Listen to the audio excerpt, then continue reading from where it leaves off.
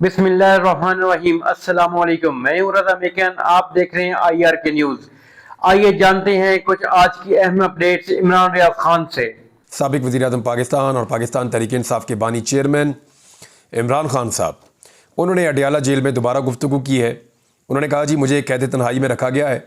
3 मुलाकातों के अलावा मैं अपने सेल में ही रहता हूँ, यानी हफ्ते में 3 दफ़ा मेरी मुलाकात होती है लोगों से, उसके अलावा सेल में ही रहता हूँ।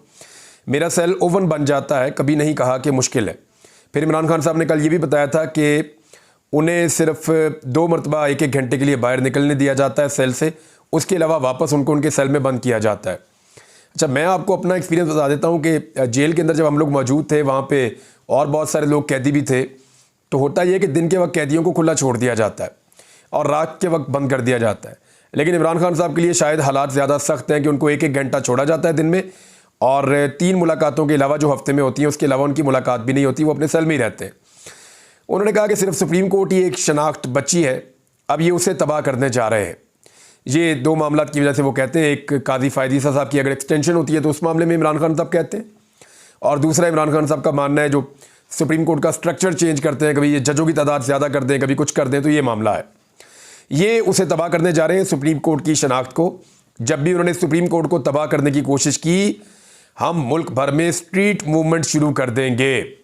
ये जो स्ट्रीट मूवमेंट है ना, ये खौफनाक चीज़ होती है। मैं आपको बताता हूँ क्यों और कैसे।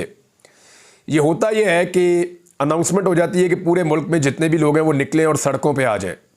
अब उन लोगों ने किसी एक जगह पे इकट्ठे नहीं होना होता, वो लोग अपने अपने इलाकों में, अपने अपने गली मोहल्लों में निकलकर अपने घरों से बाहर इकट्ठे होकर बैठ जाते हैं, और हर जगह से सोशल मीडिया पे इत्तलात आना शुरू हो जाती हैं, और वो प्रोटेस्ट शुरू कर देते हैं और अपने घरों में जाने से इनकार कर देते हैं। चीज़ें नॉर्मलाइज नहीं होती, चीज़ें नॉर्मल नहीं रहती।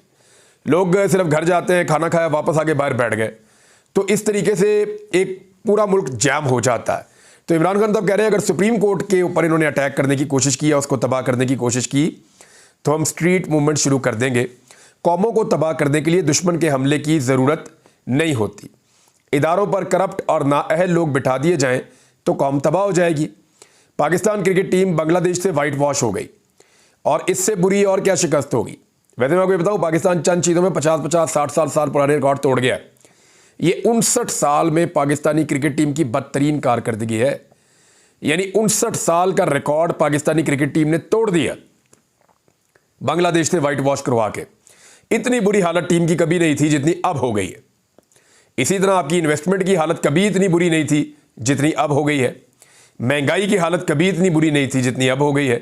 और जमहूरियत की हालत किसी भी जमहूरी कहलाने वाले सो कॉल्ड जमहूरी दौर में कभी भी इतनी बुरी नहीं थी जितनी अब हो गई है। भारत इमरान खान साहब ने कहा बांग्लादेश से वाइट वॉश होगी और बुरी तरह शिकस्त हुई। ऐसा कौन सा एटम बम फटा कि 3 साल में हमारी क्रिकेट बांग्लादेश से नीचे और तबाह हो गई। क्रिकेट एक टेक्निकल खेल है और इस पर आपने सिफारशी बिठा दी है। मोहसिन नकवी की काबिलियत क्या है? रमीज राजा मेरा रिश्तेदार नहीं था, एक प्रोफेशनल क्रिकेटर था जिसे मैंने चेयरमैन PCB बनाया। ये बात मैंने आपको 1-2 दिन पहले बताया कि आप प्रोफेशनल को लगाएं, जिम्मा आपका नहीं रहता। इमरान खान के दौर में भी टीम हारती थी और हो सकता है ये सारी हार उनके दौर में भी हो जाती, लेकिन उन्होंने प्रोफेशनल्स को लगा के अपनी जिम्मेदारी खत्म कर दी थी। यहां पे क्या हुआ कि नॉन प्रोफेशनल लोगों को बिठा दिया गया, तो वो जो नॉन प्रोफेशनल लोगों को बिठाने की जिम्मेदारी है वो उनको बिठाने वालों पे है, तो जिम्मेदारी इनके ऊपर इसलिए आ जाती है। उन्होंने कहा जी मैंने चेयरमैन PCB बनाया रमीज राजा को, मेरा कोई रिश्तेदार नहीं था, प्रोफेशनल था। अब बड़े साहब ने अपना चेयरमैन PCB रख लिया है। ये करप्ट और फ्रॉडिया है। इसने इलेक्शन का फ्रॉड किया, गंदम में फ्रॉड किया, और इसे वजीर दाखिला और चेयरमैन PCB बड़े साहब ने अपॉइंट किया। उसने क्रिकेट का बेड़ा गर्क कर दिया है। इमरान खान ने मोहसिन नकवी पर कड़ी तनकीद की। इसके अलावा इमरान खान साहब ने कहा कि ये इदारा सबका है, सिर्फ आर्मी चीफ का नहीं है। फौज के बारे में वो बात कर रहे हैं कि ये इदारा सबका है, सिर्फ आर्मी चीफ का नहीं है। पूरी कौम के लिए अहम है कि इदारा मजबूत हो। जो काम दुश्मन नहीं कर सका वो ये खुद करके इदारे को नुकसान पहुंचा रहे हैं। चीफ जस्टिस ने 2.5 माह से नैब तरमीम अपील का फैसला महफूज कर रखा है। इंतजार किया जा रहा है कि मुझे 190 मिलियन पाउंड रेफरेंस में सजा हो तो वो नैब तरमीम का फैसला सुनाएं। देखें, गौर करें आप, हुआ क्या। नैब के अंदर तरामीम की शहबाज शरीफ ने, नवाज शरीफ ने, इन सारों ने जब हुकूमत बनाई, जरदारी ने, इन्होंने आकर नैब के कवानीन बदल दिए क्योंकि इन्हें नैब सजा दे रहा था। एक तो इन्होंने कवानीन बदल दिए, उसके तहत इन्होंने फौरी तौर पे अपना रिलीफ ले लिया, लेकिन उसके बाद इमरान खान साहब ने चैलेंज कर दिया इस मामले को सुप्रीम कोर्ट में, और इमरान खान साहब ने इस पर स्टे ले लिया। वो मामला वहीं रुक गया, इनके केस भी रुक गए। लेकिन उसके बाद इमरान खान साहब के ऊपर केसेस बनना शुरू हुए। ये मामला रिव्यू के अंदर चला गया सुप्रीम कोर्ट ऑफ पाकिस्तान में। जब काजी फायद ईसा साहब आए, जज बने, तो इमरान खान साहब भी इस केस में पेश हुए। ये जो इनका वीडियो लिंक के जरिए इमरान खान साहब आए थे, ये वही केस है। इसमें आपको याद होगा इमरान खान साहब ने चंद बातें की थी जजों के साथ। उन्होंने कहा था जी मेरा बड़ा फ़ायदा हो जाएगा अगर ये नैब कवानीन तब्दील हो जाते हैं, तो मेरे ऊपर तो जो केसेस बने हुए हैं अलकादर वाला, तोशा खाना वाला, सारे ख़त्म हो जाएंगे, मैं तो बाहर आ जाऊँगा, मेरा तो बहुत फ़ायदा हो जाएगा, मेरे ऊपर जो जाली केस बने हैं वो भी ख़त्म हो जाएंगे। लेकिन मैं चाहता हूँ ये कानून ख़त्म ना हो, क्योंकि अगर ये कानून ख़त्म हो गया तो मुझे तो फ़ायदा होगा क्योंकि मेरे ऊपर जाली केस है, लेकिन उन सबको भी फ़ायदा हो जाएगा जिनके ऊपर असली केस है। ये इमरान खान साहब ने कहा था कि सारे पॉलिटिशियन जिन्होंने मिलकर इस कानून का जो है वो दांत तोड़ दिए हैं, या कानून को जो है मरोड़ के रख दिया है, मोम के नाक की तरह अपनी मर्जी के मुताबिक उसको मोल्ड कर दिया है, वो सारे सियासतदान बच जाएंगे और मेरा भी नुकसान हो जाएगा। वो नुकसान ऐसे होगा कि पाकिस्तान का नुकसान तो इमरान खान अपना नुकसान समझते हैं। तो वो ये कह रहे हैं कि मेरा वक्ती तौर पर फ़ायदा ज़रूर है, लेकिन जाली केसों से मैंने एक दिन निकल ही जाना है, वक्ती तौर पे फ़ायदा ज़रूर है। अब काजी फायद ईसा साहब इमरान खान साहब पे बकौल इंतजार कर रहे हैं कि पहले इमरान खान साहब को सजा दिलवाई जाए 190 मिलियन पाउंड वाले रेफरेंस में, और उसके बाद नैब के कवानीन तब्दील कर दिए जाए।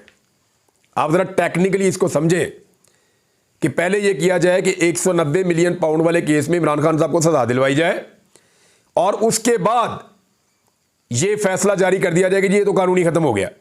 तो क्योंकि अब कानून खत्म हो गया लेकिन इमरान खान साहब को सजा पहले से हो गई है, लिहाजा उनकी सजा बरकरार है, वो जाएं जाके अपील में, तो खत्म तो ये फिर भी हो जाएगा। इमरान खान साहब के ऊपर केस तो झूठे हैं, लेकिन आप अंदाजा कीजिए कि 6 जून से लेकर अब तक कादी साहब को बहुत जल्दी है ना कि 12 जुलाई को जो फैसला आया जो मखसूस नशिस्तों वाला है, उसका तफसीली फैसला जारी क्यों नहीं हो रहा। वो 8 जजेस जो कादी साहब के अपोजिट खड़े थे वो फैसला क्यों नहीं दे रहे।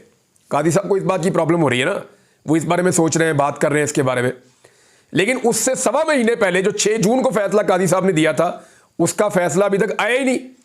तफसीली फैसला तो दूर की बात है, फैसला ही नहीं आया उसका। तो वो दबाकर बैठे हैं कि इमरान खान को पहले सजा हो जाए, उसके बाद हम लेकर आएंगे। ये वो बात कर रहे हैं इमरान खान साहब। फिर उन्होंने कहा जी नैब तरामीम अपील के 22, शहबाज शरीफ के 4, नवाज शरीफ के 5, जरदारी और इसके फ्रंटमैनों के 9 रेफरेंसेस फ्रीज हुए पड़े हैं। ये मैंने आपको बताया जो रुक गए थे। नैब ने अलकादर यूनिवर्सिटी का डोनेशन बंद कर दिया है ताकि यूनिवर्सिटी बंद हो जाए। अगर अलकादर यूनिवर्सिटी बंद हो गई तो मेरा कोई नुकसान नहीं होगा। अगर शौकत खानम अस्पताल बंद हो गया तो मरीजों को 10 गुना ज़्यादा खर्च करके इलाज करवाना पड़ेगा। नमल यूनिवर्सिटी में 90% तलबा को मुफ्त तालीम हासिल होती है। मेरी बच्चों से बात नहीं कराई जा रही, सिर्फ इस बात की शिकायत की है, इसी की मुझे तकलीफ है। मैं एक दिन भी जेल में अस्पताल में नहीं रहा। नवाज शरीफ, शहबाज शरीफ और जरदारी को एयर कंडीशन कमरे, अटैच बाथरूम दिए गए थे।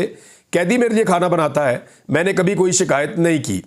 नवाज शरीफ 40 लोगों को मिलता था, इसके लिए ओपन हाउस होता था। ये मैंने आपको बताया भी हुआ है कि नवाज शरीफ ने मुलाकातों का वर्ल्ड रिकॉर्ड लगाया। नवाज शरीफ की मुलाकातों का दिन मुकर्रर नहीं होता था, तादाद मुकर्रर नहीं होती थी। 14-14, 12-12 सहाफ़ी एक साथ जाते थे, इकट्ठे बैठते थे, ऐसे चेयर्स लग जाती थी, बीच में सोफ़ा मियाँ साहब का लग जाता था। मियाँ साहब तसल्ली से बैठ जाते थे, यहाँ सहाफ़ी, अनलिमिटेड टाइम खुली वो मुलाकातें करते थे। मियाँ साहब के पास जितनी सहूलत थी, यानी टोटल 20 के करीब मुलाकातें पर डे मियाँ नवाज शरीफ साहब की होती थी। इमरान खान साहब को 3 मरतबा मुलाकात की इजाज़त है हफ्ते में, और वो भी एक फैमिली की है, वकला की है, और 1 मरतबा वो सियासी लोगों को बुलवा कर मिल सकते हैं, उनको आने नहीं दिया जाता। नवाज शरीफ सहाफ़ियों से भी अपने कमरे में बैठ कर बातें करता था। हफ्ते में 3 मुलाकातों के अलावा मुझे तमाम वक्त अपने सेल में गुजारना होता है, मुझे नहाने के लिए भी दूसरे कमरे में जाना पड़ता है। पार्लियामेंट में झूठ बोला जाता है कि 5 स्टार होटल की सहूलियत दी गई है। मेरे पास वही सहूलियात हैं जो सजाए मौत के कैदी को मिलती हैं। सियासी जमात का सरबराह हूँ, मेरा हक है कि ओपन ट्रायल में सहाफ़ियों से बात कर सकूँ। अदलिया वाहिद इदारा है जिससे उम्मीद है। पुलिस के बारे में इमरान खान साहब ने कहा पुलिस और नैब के इदारे को हमारे खिलाफ इस्तेमाल किया जा रहा है। रावलपिंडी के कमिश्नर ने सच्ची बातें की तो उसको गायब कर दिया गया। जस्टिस कादी फायद ईसा अगर बेगुनाह होते तो लाजमी रावलपिंडी कमिश्नर को अपनी अदालत में बुलाते। नैब ने अलकादर यूनिवर्सिटी के एहतियात बंद करवा दिए। अलकादर यूनिवर्सिटी देहाती इलाके की दूसरी प्राइवेट यूनिवर्सिटी है। अलकादर यूनिवर्सिटी में 100% तलबा मुफ्त तालीम हासिल कर रहे हैं। ये चाहते हैं कि अलकादर यूनिवर्सिटी बंद हो जाए। यूनिवर्सिटी बंद होने का मुझे नहीं तलबा को नुकसान होगा। बड़े सगीर में तालीम में हम पहले ही सबसे पीछे रह गए हैं। यह है जी इमरान खान साहब का स्टेटमेंट आज का, और उससे जुड़ी चीजें मैंने आपको बता दी। जी नाजरीन, आपने इमरान रियाज खान का तजिया सुना और आप इनसे जानते हैं मजीद खबरों की अपडेट्स। अख्तर मेंगल साहब से अपोजिशन ने भी मुलाकात की, हुकूमत ने भी मुलाकात की। वो अपोजिशन के साथ मिलकर तहरीक का हिस्सा बनना चाहते हैं, लेकिन वो अब पार्लियामेंट में अपना इस्तीफ़ा वापस लेने के लिए तैयार नहीं है। हुकूमती लोगों ने उनको मनाने की कोशिश की, वो नहीं माने। अपोजिशन के लोगों ने भी ये मनाने की कोशिश की कि आप पार्लियामेंट के अंदर रहें और हमारे साथ तहरीक का हिस्सा बने, लेकिन वो नहीं माने। लेकिन एक बात उन्होंने की कि इमरान खान साहब का दौर बेहतर था, इमरान खान हक पर खड़े थे, हमसे गलती हुई। देखें, ये बहुत अजीम सरदार है जो अपनी गलती को तस्लीम कर रहा है, अपनी असेसमेंट को तस्लीम कर रहा है। देखिए, उस वक्त मेंगल साहब को लगा कि वो तारीख की दुरुस्त सिमत में खड़े हैं, आज उन्हें लगता है कि नहीं, उनसे गलती हो गई। यही सब कुछ हमारे साथ भी हुआ है। हम सारे मेंगल साहब के मुजरिम हैं, हम सारे बलूचिस्तानियों के मुजरिम हैं। मेरे वो बहन भाई हैं बलूचिस्तान के। मैं 2022 में पहली मरतबा बलूचिस्तान में उस तरह गया जिस तरह मैं एक आम आदमी जाता है।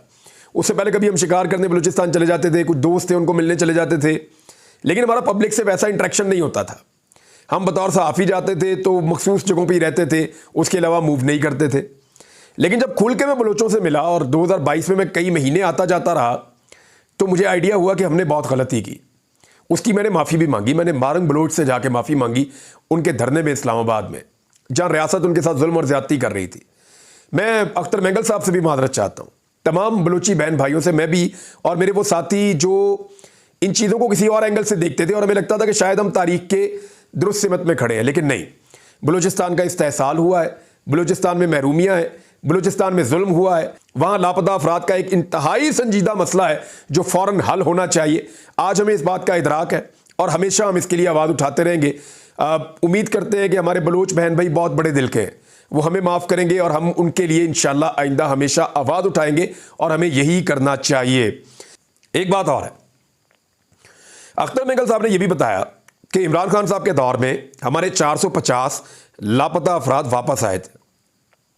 तो ये डेवलपमेंट इमरान खान साहब के दौर में हुई थी। इमरान खान का जो तरीका हुक्मरानी है ना, वो अलग है। वो डायलॉग में यकीन रखते हैं, लेकिन वो ये कहते हैं कि मुल्क को लूटने वालों के साथ मैं डायलॉग नहीं करूंगा। वो मुज़ाकरात करना चाहते हैं तमाम तंजीमों से, लेकिन वो ये कहते हैं जो हथियार फेंक दे उसके साथ मैं बातचीत करूंगा और रियासत सबके लिए एक जैसी होनी चाहिए। तो इमरान खान साहब का तरीक़ाकार मुख्तलिफ है या इनका तरीक़ाकार अलग है।